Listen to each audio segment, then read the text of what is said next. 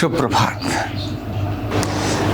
एक गीत की पंक्ति है कि जग नहीं सुनता कभी दुर्बल जनों के शांति प्रवचन, सर झुकाता है उसे जो कर सके रिपुमान मर्दन।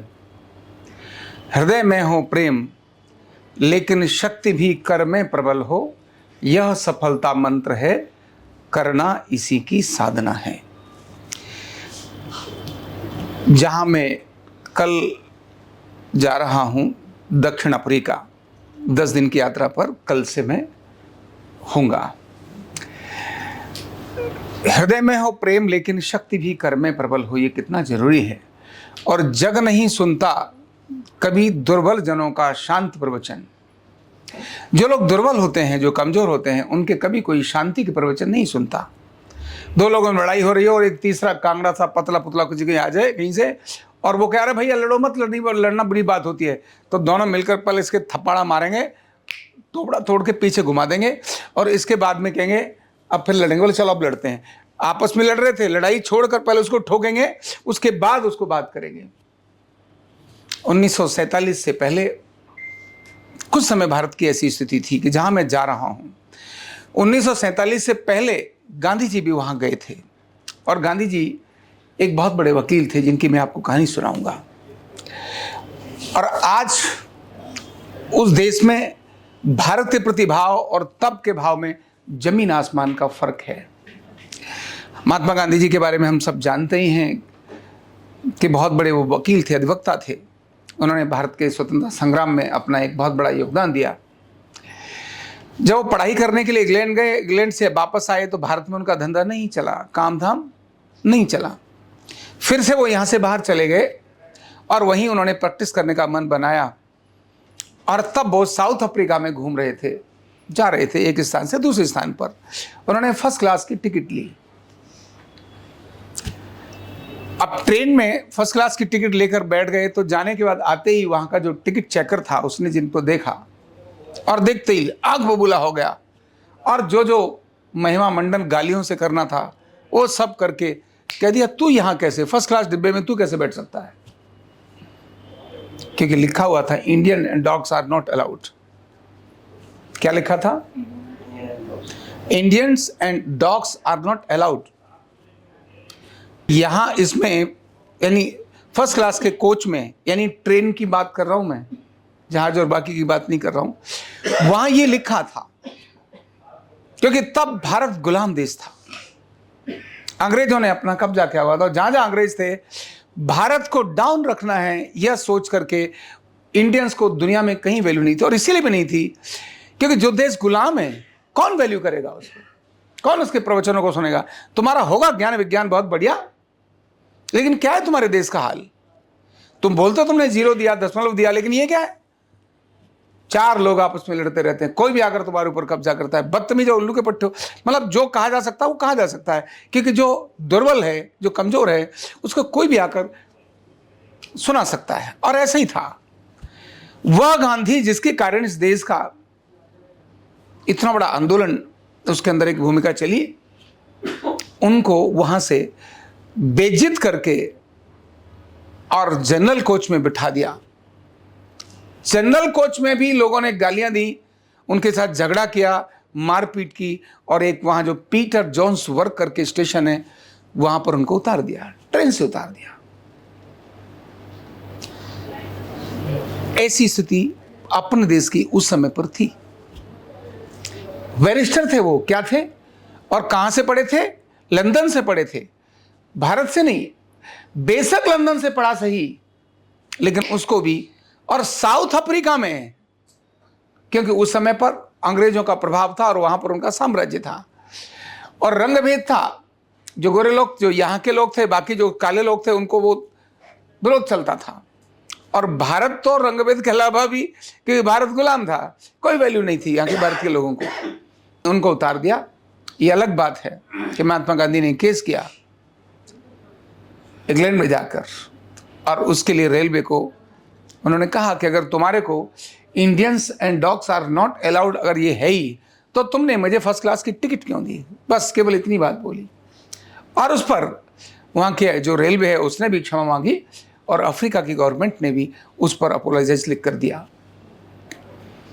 लेकिन बात ये थी कि तब क्योंकि देश कमजोर था, दुनिया में कहीं भी जाने से पहले होटल्स के अंदर एंट्री नहीं थी भारत के लोगों की।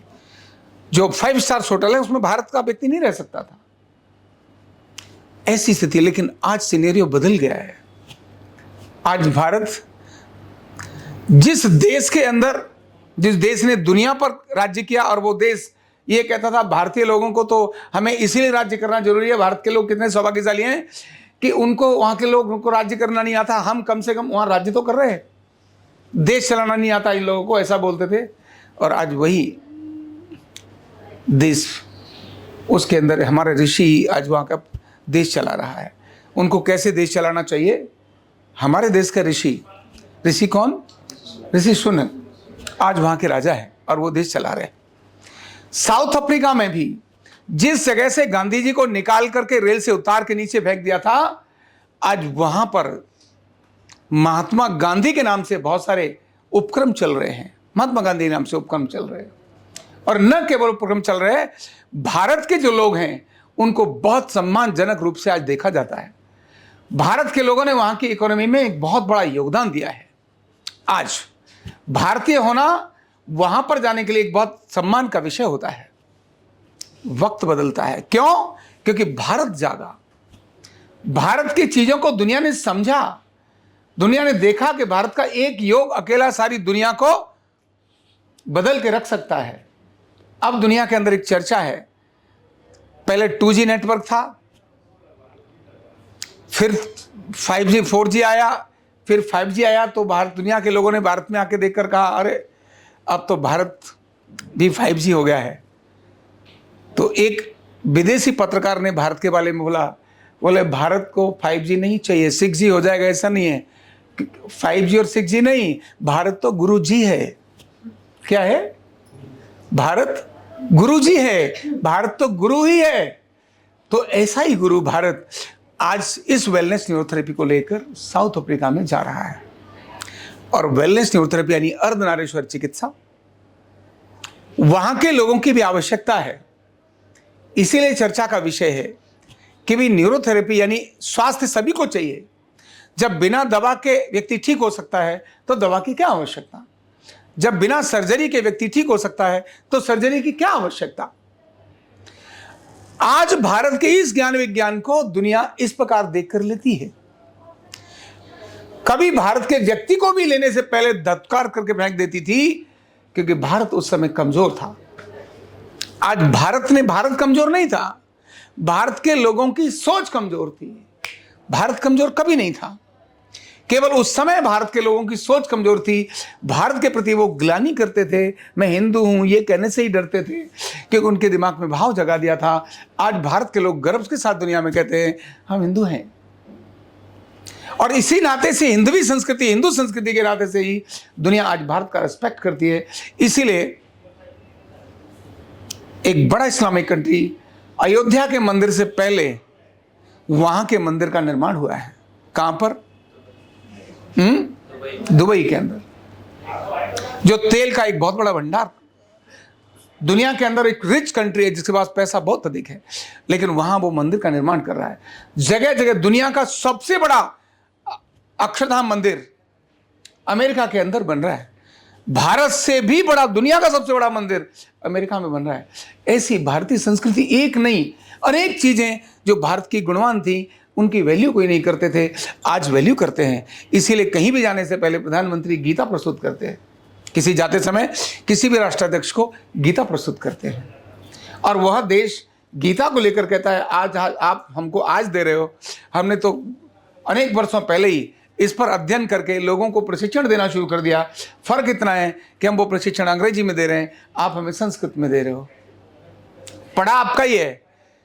वेदों के ज्ञान के बारे में भी वो कहते हैं कि तुमने तो आज है, पर हमने जितना भी डेवलपमेंट किया है ये आपके वेदों के द्वारा, जो वेदों में जो अध्ययन है उसी को अध्ययन करके हमने उस पर जो रिसर्च करके, नाम रिसर्च था पर एक्चुअल में बोलना तो पड़ेगा ना, रिसर्च हमने की, रिसर्च करके हमने गुरुत्वाकर्षण बल भी हमने आपको बता दिया, सारी दुनिया को बताया, बेतार का तार यानी वायरलेस भी बताया। ये सब कहाँ से लिया? रॉकेट की टेक्नोलॉजी भी जिस व्यक्ति ने बनाई उसने जिससे ज्ञान लिया, जो उसके गुरु थे, उन्होंने वेदों का अध्ययन कराने के लिए भारत के लोगों को बुलाया था और वहीं से वो ज्ञान लिया। तो आज दुनिया के देश भारत को इस प्रकार देखते हैं। अर्धनारीश्वर चिकित्सा भी उन्हीं में से एक है। इसका पहला परिचय अफ्रीका के देशों को, अफ्रीकन साउथ अफ्रीका में जाकर मैं 10 दिन के प्रवास पे वहाँ रहूँगा। वहाँ के लोगों से चर्चा करना है, वहाँ के लोगों को बताना है, वहाँ के लोगों को जताना है कि भारत का वो एक अद्भुत विज्ञान है जो किस प्रकार रोगों को बिना दवा, बिना मशीन के, बिना साइड इफेक्ट के, तत्काल भी और स्थायी भी, और आपको ठीक करता है। अमेरिका, कनाडा के बाद यह किसी बड़े देश की तीसरी यात्रा है जहां शुद्ध रूप से अर्धनारीश्वर चिकित्सा के बारे में लोग जानेंगे, अपने आरोग्य के बारे में जानेंगे और अपनी डे टू डे की आने वाली प्रॉब्लम्स को कैसे हम भारत के इस अद्भुत ज्ञान और विज्ञान से, वहाँ के जो अफ्रीकी लोग हैं वो इससे कैसे लाभान्वित हों, वो कैसे निरोगी रहें, अपने देश के लिए कैसे अच्छा काम कर सकें, अपने देश में अपने देश का पैसा दवाई और मशीनों पर खर्च होने से कैसे बचा सकें, यह जानने के लिए उनकी जिज्ञासा भी है। और भारत क्योंकि अपने आप में एक अद्भुत देश है, यहाँ से आने वाला ज्ञान बहुत ट्रस्टेड होता है। कैसा होता है? भरोसेमंद होता है। इसीलिए हम सौभाग्यशाली हैं कि आरोग्य पीठ अपने नए कीर्तिमान की तरफ, एक नए स्टेप्स की तरफ आगे बढ़ रहा है और आरोग्य पीठ के बढ़ते कदम न केवल भारत के लिए अपितु दुनिया के लिए बहुत बड़े कल्याण का कारण होंगे। बहुत बहुत धन्यवाद।